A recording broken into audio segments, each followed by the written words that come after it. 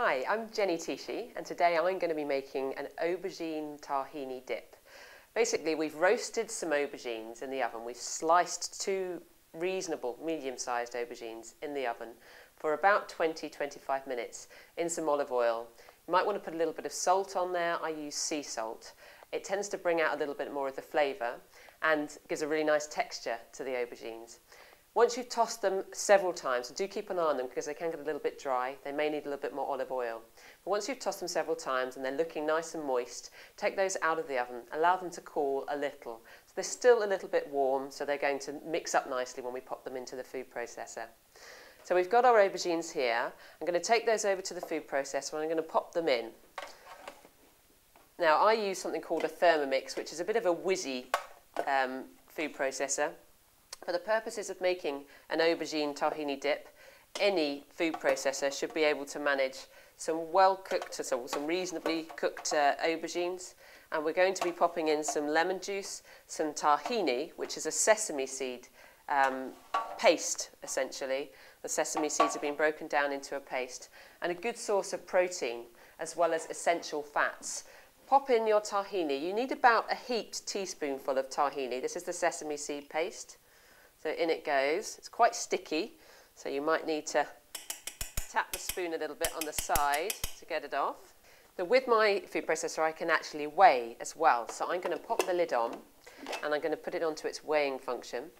And I'm going to add about 30 millilitres of olive oil. I'm using extra virgin olive oil. I have made this dip also with pumpkin seed oil or sunflower seed oil. The Munchy Seed Company do a lovely version of that, which creates a very rich tasting dip. But olive oil is obviously more easily accessible. So we've got about 30 millilitres of olive oil in there. And then a simple way to get my lemon juice in is to squeeze it straight onto the lid. And the fact that I have a little stopper in there stops the pips from the lemon going in. And there we have all of our ingredients. So I'm just going to take the lemon pips away and pop those to one side. Okay, now excuse the noise. I'm just going to pop the food processor on and whiz.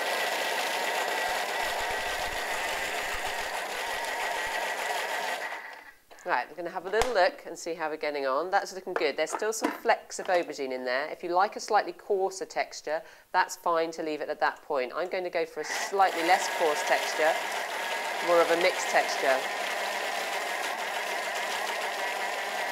Okay, and then I'm going to just taste it and check that the texture's correct. Sometimes with tahini it can be a little bit cloyy, and you might want to add a little bit more oil, the olive oil or another oil, as I say. Right, that's great. So, essentially we've got our aubergine dip. I'm just going to pop a little bit of that into a bowl so I can show you what it looks like. So we have quite a fine texture, just with a little bit of aubergine in it so you can see what it is. But it has a nice taste to it because it's got the richness of the sesame seed paste, the tahini. And it's very, very, it tastes almost like it's sort of rich in dairy, but there's no dairy in it, which is fantastic for people with intolerances. So there we go, a simple dip for you.